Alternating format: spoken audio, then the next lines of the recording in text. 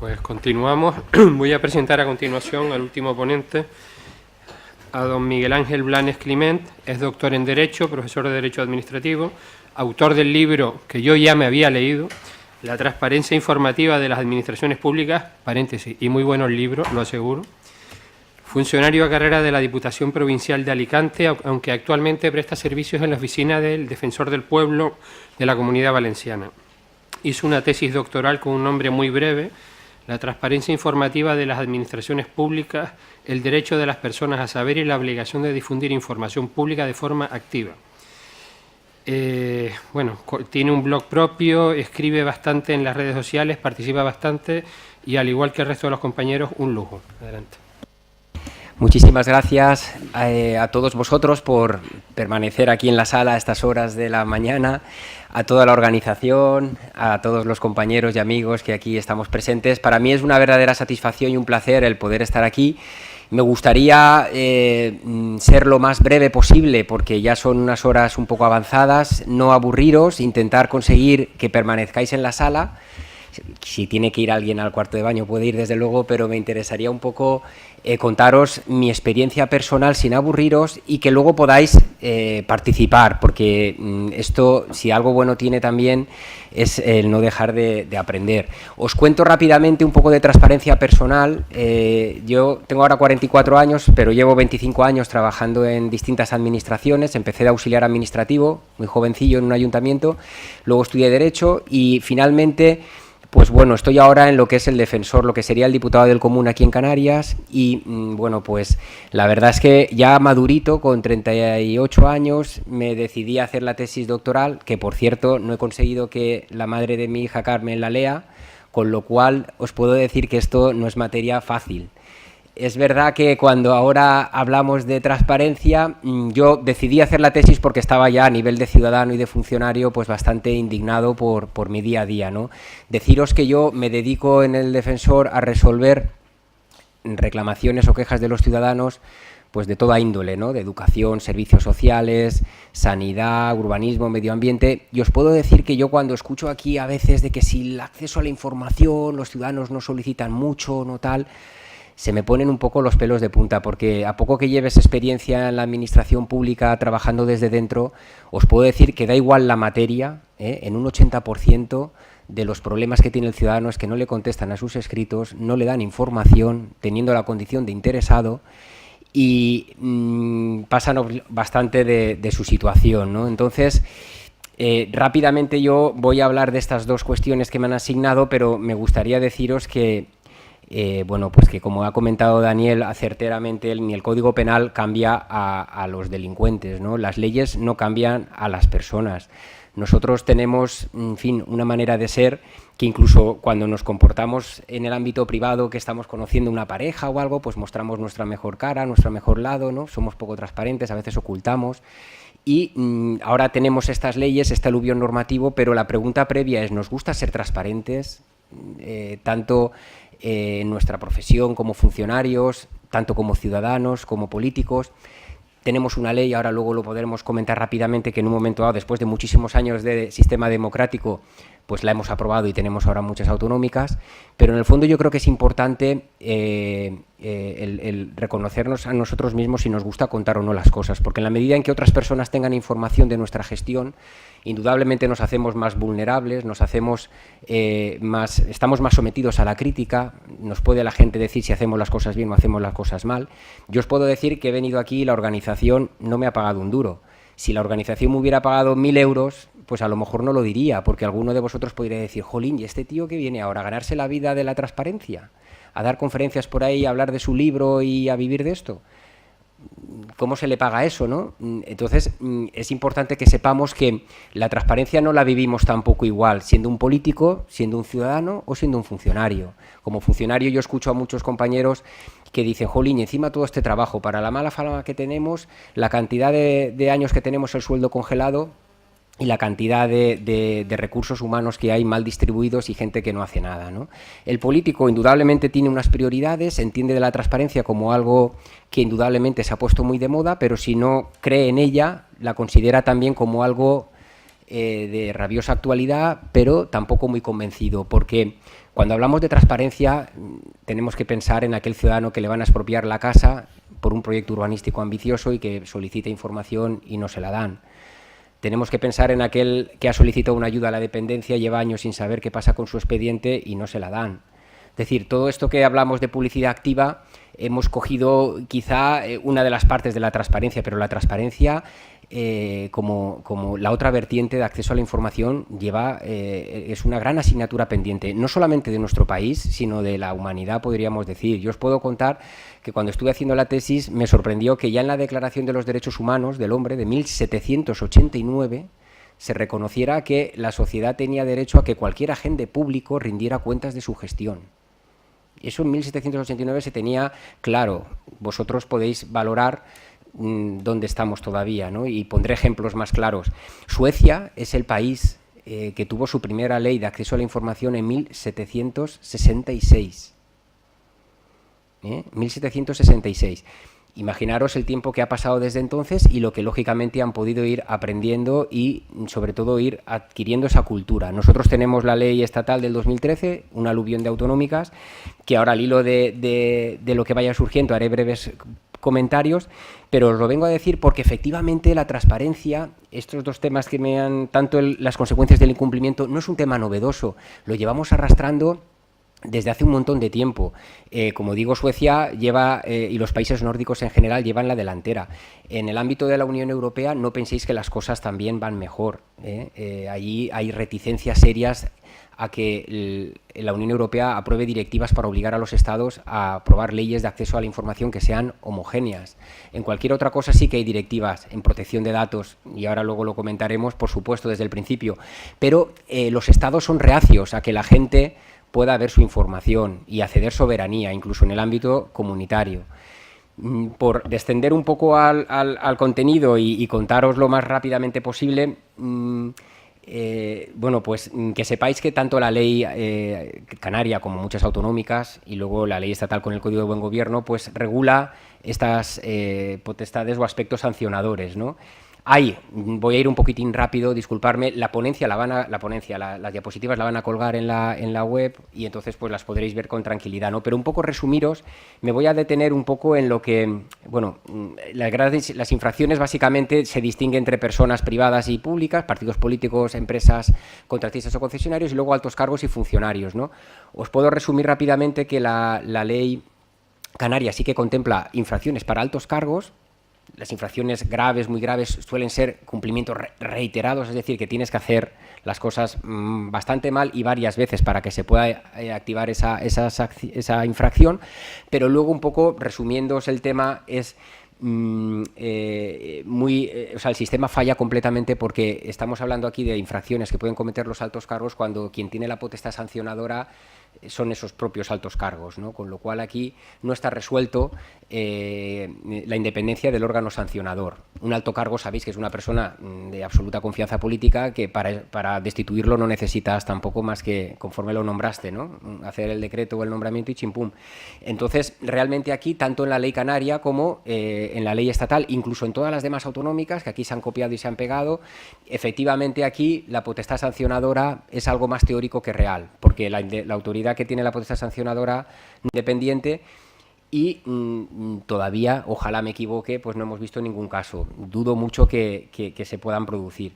Aquí me voy a pasar rápidamente a lo que os quería comentar. Las sanciones, pues tampoco son gran cosa, pero bueno, se contemplan unas sanciones y a mi juicio, por ejemplo, viendo el panorama autonómico en la que se han creado muchos, aquí en Canarias el comisionado de acceso a la información y en otras comunidades, consejos, pues precisamente sabemos la forma de elección, la forma de pues por mayorías cualificadas y demás, pero fijaros, a todos los nuevos organismos no se les ha atribuido más que la facultad de solicitar o de instar el inicio del procedimiento sancionador, ¿no? El comisionado o el consejo que detecta un comportamiento susceptible de ser objeto calificado de infracción solamente puede instar a los órganos que tienen atribuida, que son el gobierno, tanto de cada administración como el alcalde o presidente de las corporaciones locales, solamente pueden instar, como si fuera un ciudadano cualquiera en el reglamento sancionador del 93 del Estado, el inicio del expediente sancionador.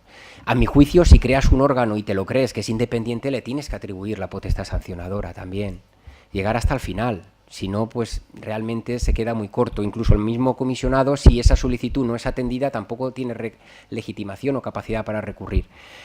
Ahora me viene a la mente, porque claro, yo tampoco quiero resumiros todo lo que tengo en la cabeza en 15 minutos, pero sí que es cierto que tanto Daniel como Borja comentaban, es que la ciudadanía tal nos implica, no exige, jolín, yo no estoy de acuerdo y os voy a dar datos, ¿no? Es decir, a mí, cuando estoy resolviendo esas quejas o incluso cuando estaba en los juzgados, cuando estaba ejerciendo de abogado en los juzgados, pues, ¿qué ocurre? Que, jolín, en estas materias que os he contado, urbanística, de sanidad, cuando alguien quiere saber el puesto que ocupa en la lista de espera, o cuándo le van a operar, o alguien que ha solicitado una vivienda de protección pública y no sabe, lleva 5 o 6 años esperando. En todos estos casos, esos son solicitudes de acceso a la información. Y eso la ciudadanía lo demanda. El problema es en cómo lo cuantificas. Parece que nada más nos fijamos en las solicitudes que entran a través del portal de la transparencia, en lo que piden que encajen algunas de las cuestiones del portal de transparencia, pero los ciudadanos, por supuesto que exigen y exigen mucho y piden, pero no se les hace caso. Cuando uno lee la ley de jurisdicción del 56 en la exposición de motivos, ya se dice que el silencio administrativo es una institución que se crea porque la administración ya se echa la toalla y se sabe que no va a contestar y se regula. Y según algún que otro catedrático administrativo de peso, es uno de los mayores escándalos del Estado de Derecho, ¿no? Que la administración no conteste, no te dé garantías, que te vayas a un contencioso, si es que puedes ir, y que en el contencioso te pueda contestar lo que quiera, ¿no? Entonces, los ciudadanos, a mi juicio, son exigentes, lógicamente con los problemas que tienen en la administración. Muchas veces, cuando presentan alegaciones a un presupuesto o presentan alegaciones a cualquier... Dices, es que no se exigen o no llegan... Es que ¿quién puede luego llegar hasta el final? ¿Quién puede luego acudir a la jurisdicción? En materia sancionadora ni siquiera se le reconoce legitimación. Tenemos un sistema, hemos aprobado unas leyes, pero tenemos un sistema de muchas otras leyes que no permiten la participación ciudadana, que no permiten impugnar actos administrativos solamente a los realmente interesados. Y en este contexto, una jurisdicción, que ahora lo diré, que es, salvo para las personas que tienen mucho dinero, inaccesible para el ciudadano de a pie. Y en materia de información pública, un escándalo. Y ahora veremos en tiempos lo que se tarda en resolver. La información es un valor útil hoy y muy inútil de aquí 3 meses o 4. Yo os puedo decir que una de las razones de iniciar también la tesis es que yo, donde estaba viviendo, iban a hacer un campo de golf. Iban a destrozar un montón de pinos. Bueno, pues yo solicité al ayuntamiento información si ese proyecto tenía impacto ambiental, tenía la evaluación. Nunca me contestaron. Fui 1000 veces al servicio de atención al ciudadano del ayuntamiento, de la comunidad autónoma, con horarios distintos, con trabas diferentes, reúnase con el técnico, hoy no está, venga mañana, porque es que esto no se lo puedo yo dar, esto sí. ¿Qué ocurre? Me fui a un juzgado. Lógicamente, el pleito no me costó dinero, pero tardé 1 año y medio en que el juzgado me diera la razón. ¿Qué creen que hizo el ayuntamiento? Como no le cuesta dinero, porque a ninguno de los técnicos ni a los miembros de la corporación lo pone de su bolsillo, lo paga el presupuesto, apelaron. Lógicamente, tardaron en darme la razón, pero el TSJ de la Comunidad Valenciana, a los 3 años ya del pleito, condenó otra vez en costas al ayuntamiento y, lógicamente, me tuvieron que dar la información. ¿Pensáis que me la dieron? No me la dieron. Tuve que volver a plantear un incidente de ejecución de sentencia ante el juzgado, porque los ciudadanos, salvo que se vean en pleitos, como dice la maldición gitana, en pleitos te veas y los ganes, no se imaginan lo que se incumplen las sentencias y lo que cuesta no solamente ganar un pleito, sino luego que esa sentencia se cumpla. La administración no la cumple fácilmente. Una sentencia, no digo ya una recomendación de un defensor autonómico, como pueda ser donde estoy yo ahora, ¿no? En ese aspecto, lo que os vengo a comentar es que ya lo decían los romanos. Fijaros, para los que tenéis menos familiaridad con el derecho, lo importante no es el derecho, lo importante es la acción para que cuando ese derecho se incumpla yo pueda ejercitarla.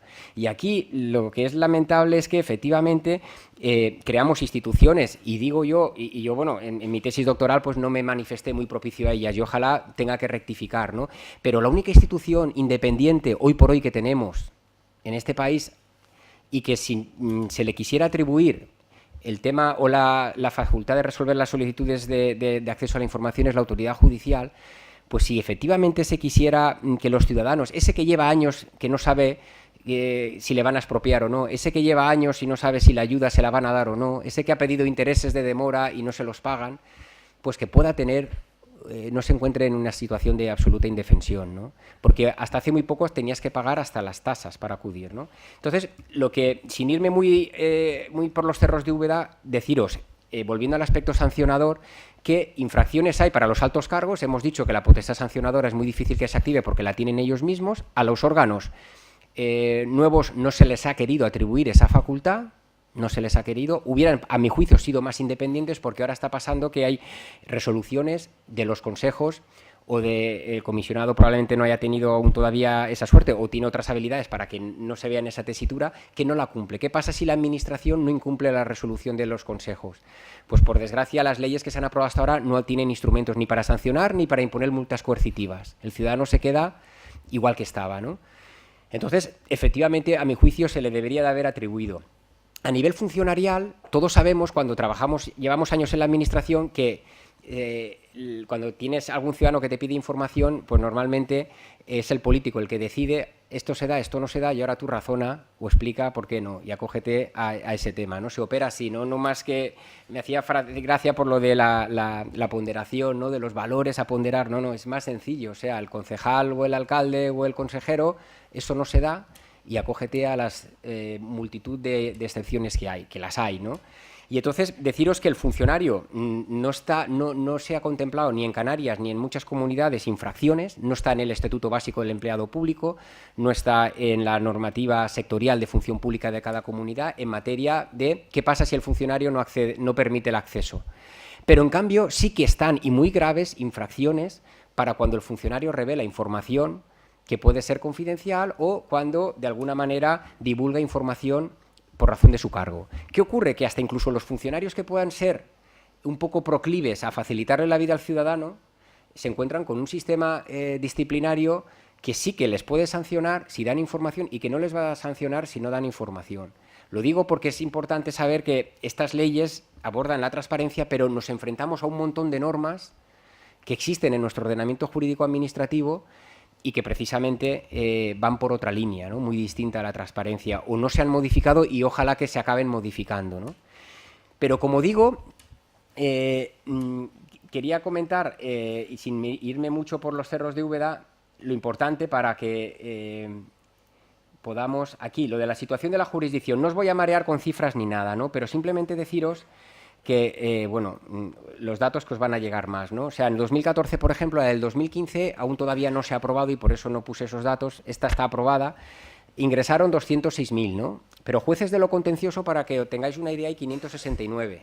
Jueces no, perdón, magistrados, ¿eh? Jueces de lo contencioso, sabéis que son órganos unipersonales, luego está el TSJ, Audiencia Nacional, Supremo.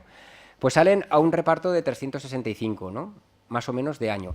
Esto es sin sumar los que ya llevan de otros años tramitándose y sin sumar lo que son las ejecuciones de la sentencia, que la mayoría de los procesos judiciales dan más trabajo para ejecutar la sentencia que para obtener la sentencia. ¿Con esto qué os digo? Pues bueno, que aquí cuando uno, también se me ponen los pelos de punta cuando dicen es que no hay jurisprudencia del derecho a acceso a la información, es que los ciudadanos no se involucran. ¿Pero cómo te vas a involucrar? Si, aparte de dinero, como ya os digo, porque os hagáis una idea, llevar un pleito en un juzgado os puede costar, en el juzgado no es preceptiva la intervención del procurador, del abogado sí, pues a lo mejor, si es amiguete, 600, 700, 800 euros, como muy barato, en primera instancia. Luego, si hay con total seguridad, porque os ha dado la razón, una segunda instancia, podemos estar hablando de la broma 2.000 euros. Pero el problema ya no solo es el dinero. 2.000 euros, ojo, que si por cualquier cuestión formal perdemos el pleito, tenemos que pagar los 2.000 o 3.000 euros que nos va a facturar la administración en costas.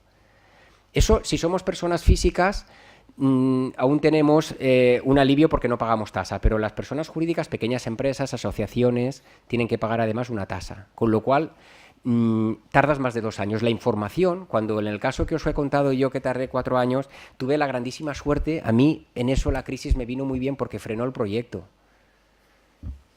Frenó el proyecto y los pinos no los pudieron llegar a cortar y el campo de golf no se hizo. Si no llega a haber crisis, allí hubiese estado jugando el campo de golf, hubieran estado y yo me hubiera cogido y las 2 sentencias me las hubieran marcado en el comedor. Pensar que cuando el legislador ha querido, cuando entró la crisis, sabéis que hubieron muchos planes de financiación para el pago a proveedores de las administraciones, porque se detectó que había muchísimo autónomo, muchísima pequeña empresa, acreedora de administraciones que no cobraban. Pues lo tuvieron muy claro, modificaron la ley de contratos de las administraciones públicas y dijeron, mire, este señor, cuando usted le reclame, tiene 2 meses, 1 mes para pagarle. Si usted no le opone ninguna razón, es decir, acude al silencio, usted se puede ir al juzgado y pedir como medida cautelar la condena al pago. Eso acabó rápidamente con la morosidad de las administraciones, las que lógicamente no pagaban porque no querían, ¿no? Que también había muchas. O pagaban primero al último proveedor y a los anteriores los dejaban sin pagar. Aquí, efectivamente, la mitad de las solicitudes de acceso son muy sencillas. Hay un dato personal, se quita o no hay dato personal. Y precisamente que en el monitoreo civil, que es un proceso para acabar con la morosidad también en el ámbito privado, se hicieron una solicitud, nada de abogado ni procurador, usted va al juez, el juez automáticamente, si no fueran como hay 3 en Alicante, por ejemplo, y aquí en las Islas Canarias, pues también de primera instancia, que fueran más, pues podrían estos asuntos resolverlos en 1 mes, 2 meses, y no habría, os lo garantizo, funcionario o miembro de la corporación política que se negara. Porque incluso hubo un juez en Alicante que hizo uso de, esta mañana lo comentábamos con Juan Carlos, cuando incluso te peleas con la administración, el expediente administrativo no te lo mandan completo, no te lo mandan foliado, no te lo mandan ni siquiera en condiciones, y están siendo demandados ante un tribunal de justicia, y te tienes que pelear con ellos para que te den toda la información para poder formalizar la demanda. ¿Qué ocurre? Que ahí el juez, la ley, le arbitra la posibilidad de sancionar directamente al funcionario o político responsable. Y cuando el juez hace uso de esa facultad, automáticamente las cosas van como la seda. La pregunta es, lo que comentaba Daniel, el Código Penal no cambia a las personas, pero yo pregunto, si supiéramos que Hacienda no nos sanciona, nosotros pagaríamos religiosamente a Hacienda. Estoy convencido que los que más vocación solidaria y pública tienen no tendría ninguna duda, pero muchos otros, si Hacienda no te metiera la sanción, ¿verdad?, pues como que se harían más, en fin. Y ligada a esta cuestión, también, y no me quiero yo ir extendiendo mucho, comentaros que la transparencia también es cosa de todos. Es decir, aquí parece que el foco lo ponemos en las administraciones en cuanto a políticos, luego los funcionarios, pero luego la ciudadanía. Imaginaros, yo pongo a veces esta pregunta. Noruega es un país, igual que los países nórdicos, a la cabeza en muchas cosas. Tienen, como por supuesto, muchas cosas que a lo mejor no nos parecen bien y otras más. Allí todos los ciudadanos, para luchar contra el fraude fiscal, pueden ver, sin acceder a ningún dato personal, únicamente a la cuota a ingresar de todos los ciudadanos. O sea, yo puedo saber, el que vive al lado de mi casa, que va con un BMW, tiene una empresa que es gerente con 600 euros de nómina, ¿no? O sea, como ciudadanos tenemos que saber que si este proyecto común de interés general, de intentar no solamente ir a votar cada 4 años, sino tener una democracia en condiciones, hasta qué punto nosotros incluso estamos dispuestos, con nuestra privacidad garantizada, simplemente a incluso ser capaces de poder renunciar a ámbitos que hasta ahora ni nos lo habíamos pensado, ¿no? Entonces, voy a ir concluyendo porque tampoco quiero detenerme mucho. Aquí os he puesto un cuadro simplemente para que veáis la situación en Canarias, ¿no? En Canarias aquí, estos son la fecha de solicitud, estos son 4 pleitos judiciales, ¿no? En algunos directamente fue competente el TSJ, no hubo una primera instancia, porque sabéis que dependiendo del órgano administrativo, a veces interviene el juzgado, a veces la sentencia. Estos son los números de las sentencias, que ahí las podéis buscar fácilmente. La número 175, por ejemplo, la primera 23 de noviembre. Bueno, y esto es el año. No penséis que ahí se solicitó. Mirar, en esta primera 2 años simplemente era porque un ciudadano había pedido conocer una información ambiental. Y por silencio administrativo se le había concedido, pero simplemente es que no se le daba. Pues tardó 2 años. Esta es en Canarias, la situación en los 3 últimos. Habla de los miembros de la corporación. Los que habéis trabajáis en ayuntamientos o en el cabildo, ¿os imagináis la cantidad de pleitos que se plantean? Porque los propios concejales, los propios miembros de la corporación no tienen acceso a la información. 5 días naturales, un proceso muy rápido, pero se van al juzgado, es un proceso, porque ahí sí que se entiende que es un derecho fundamental, pero tardan tanto en obtener la información. Pues que claro, que ahí también se juega con eso. La mitad de los pleitos se mantienen no porque uno piense que no tiene derecho, sino simplemente por ganar tiempo. Y esto es importante que se sepa, porque efectivamente tenemos un sistema en el que haciendo abstracción de estas leyes que puntualmente ahora se han aprobado, leyes autonómicas, ordenanzas, que parece que ahora si no tienes una ordenanza o una ley eres lo peor de lo peor. Entonces, también ya lo decían los romanos, no hay peor sistema que aquel que no deja de aprobar normas y aprobar leyes porque genera una inseguridad jurídica y genera una confusión tremenda. A mí me parece, y no os quito más que 2 minutos, recordar aquí en Las Palmas de Gran Canaria a Benito Pérez Galdós, que bueno, pues que no sé si habéis tenido oportunidad de leer alguno de sus libros, ¿no?, o escritos. Concretamente yo me voy a referir a un capítulo, un párrafo de episodios nacionales. Concretamente os voy a leer simplemente, a ver si ahora el internet no me falla, un párrafo muy cortito que escribió él en 1912, en el que, fijaros, era La fe nacional y otros escritos sobre España, ¿no? Y decía: los partidos políticos no harán más que burocracia pura, caciquismo, estéril trabajo de recomendaciones, favores a los amigotes, legislar sin ninguna eficacia práctica y adelante con los farolitos. Es importante que tengamos en cuenta que las leyes nos tienen que servir para solucionar problemas, nos tienen que servir para ayudar a los ciudadanos. ¿O es que las leyes las aprobamos por marketing, porque es trabajo de los diputados, porque son intereses de las instituciones y se olvidan de que las leyes en teoría deben de regular y de mejorar la vida de las personas? Os puedo decir que yo, y mi mujer me lo dice, hombre, intenta ser un poco optimista porque si no, primera, no te van a invitar a ningún lado, segunda, se van a llevar una triste realidad o impresión, y eso, pues la gente, una vez que invierte su tiempo, que es el mejor regalo que me podéis hacer, pues no se van a ir en condiciones. Pero os pido disculpas de antemano porque efectivamente esto lo tenemos, ojalá cambiemos como personas, ojalá vayamos a mejor, pero hay todavía, y como habéis visto, mucho recorrido, ¿no? Y la rendición de cuentas, ya habéis visto históricamente, y no es un problema que nos acomplejemos solo de los españoles, sino de muchos países a nivel nacional. Con la protección de datos, los estados enseguida no tienen problema para legislar, ley orgánica, derecho fundamental, porque al mismo tiempo la protección de datos es lo que mejor les asegura que no te vayan a dar información, pero cuando es al revés, que es el acceso a la información que te puede a ti convertirte en un ciudadano que solo va a votar cada 4 años o en un ciudadano con capacidad de exigir, pues claro, en eso ya las cosas cambian. Y yo hablo ahora como ciudadano y funcionario. Mañana me ofrecen un cargo político y a lo mejor la transparencia, pues ¿qué quieres que te diga? Ya no la veo igual, ¿no? Y entonces, pues claro, esto también tenemos que ser conscientes de esa parte psicológica, ¿no?, que tiene, ¿no? Que yo en la tesis doctoral acabé diciendo que la transparencia es como la sinceridad, ¿no? Se exige la ajena y se limita la propia. Todos queremos que sean los demás transparentes, que no nos digan mentiras, que sean honestos. Ahora, nosotros muchas veces autolimitamos en función de nuestra debilidad, en función de nuestras condiciones personales.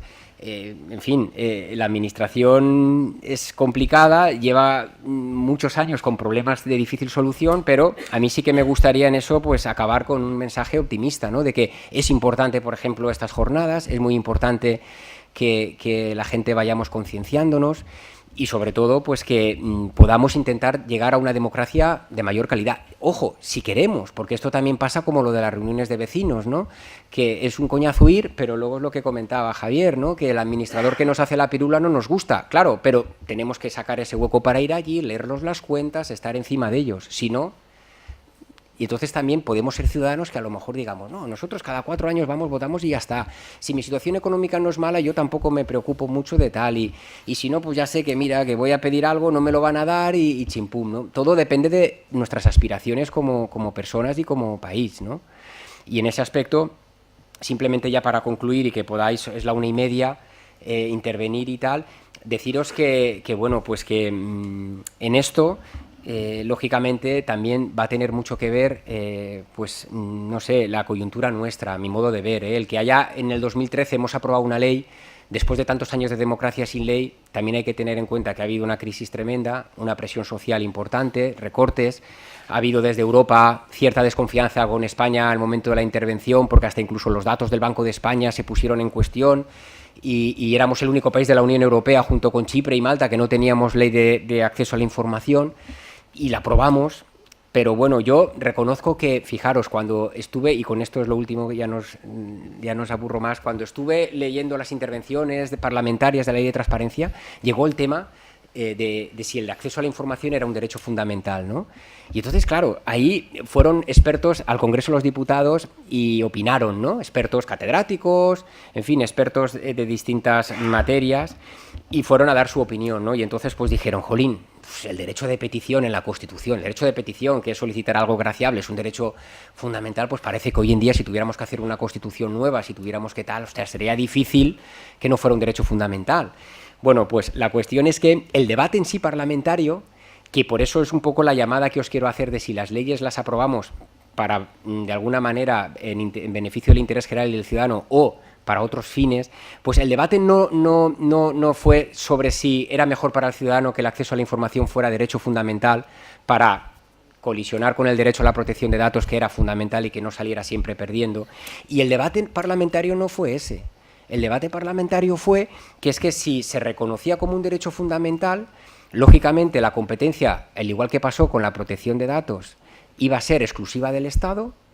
El Estado es el que aprobaría una ley orgánica, no tendríamos más que la LEOPD del 99 que conocemos, la Agencia Nacional de Protección de Datos, alguna autonómica, pero claro, salieron y en lugar de intentar llegar, que eso fue un poco mi desconsuelo, ¿no?, a hablar de si era mejor o no para el ciudadano, es decir, un poco los legisladores, acordaros de vez en cuando de las personas que están detrás de cada expediente, ¿no? Pues no, el debate es que las comunidades autónomas no podrían aprobar su propia ley. Y entonces, pues claro, en esa especie de interés ciudadano o interés institucional de las propias comunidades, pues cada comunidad quiso y prefirió que no fuese un derecho fundamental para que no hubiera una ley orgánica. Y ahora hemos llegado a estas 10 leyes autonómicas que tenemos, a un montón de agencias y tal, que ojalá que todo este engranaje funcione y vaya bien, pero a mi modo de ver, y con eso quiero terminar, debería de haberse reconocido como una ley orgánica, igual que la protección de datos, que hubiera dado homogeneidad y que hubiera dado unas pautas muy claras para todo el mundo y que efectivamente, pues bueno, el ciudadano, al margen de que fuera o no derecho fundamental, porque ahora hay derechos fundamentales que te vas a la jurisdicción y tardas también todos estos años. Y ya para concluir, el único detalle que quería comentaros. Me comentaba Javier que era sorprendente que le pidiéramos mucha transparencia a los ayuntamientos chiquitines y a las grandes instituciones, ¿no? Y efectivamente, eso pasa. O sea, yo declarar poco colaborador con una institución o un ministerio, pues al que tiene que firmar eso le tiembla el pulso. Ahora, si es el ayuntamiento chiquitín de tal, pues bueno, queda lejos y no es tan complicado. Pero sí que os vengo a decir que un alto tribunal, como es el Tribunal Constitucional, que en principio es el último, la última cauce que tienen los ciudadanos para proteger sus derechos fundamentales, me quedé el otro día de piedra cuando pude comprobar que incluso, fijaros, yo digo que debería ser el acceso a la información un derecho fundamental, pero es que aun siéndolo, allí difícilmente podríamos ir porque, fijaros, de unos 7.000, según la memoria del Tribunal Constitucional, para que veáis un poco cuál es la situación de nuestra jurisdicción, de unos 7.000 recursos de amparo al Constitucional, ¿cuántos pensáis que se inadmiten? ¿Qué porcentaje? No sé, decir una cantidad así... El 97. Pero ojo, se inadmiten el 97% de los recursos, incluso en materia penal, un tío privado de libertad que está en prisión, el 97%. Pero ¿sabéis cómo se inadmiten? Con una providencia, lo que hablábamos de explicarle al ciudadano, motivar, una providencia de 2 líneas, que no puedes recurrir y solo puede recurrir el Ministerio Fiscal. Con esto os puedo un poco decir que son tantas las cosas que tenemos de alguna forma también que cambiar, que si esta es la primera o el primer paso, tener la propia ley, que en cada comunidad, que empezar a tener conciencia y empezar a darnos cuenta de lo que tenemos y qué es lo que podemos tener, porque esto lo sabes o porque lo ves o porque has tenido algún tema personal, ¿no? Y con eso yo creo que ya no voy a extenderme más porque si no se nos echa el tiempo encima. Muchas gracias por vuestra atención y ahora pasamos al turno de preguntas.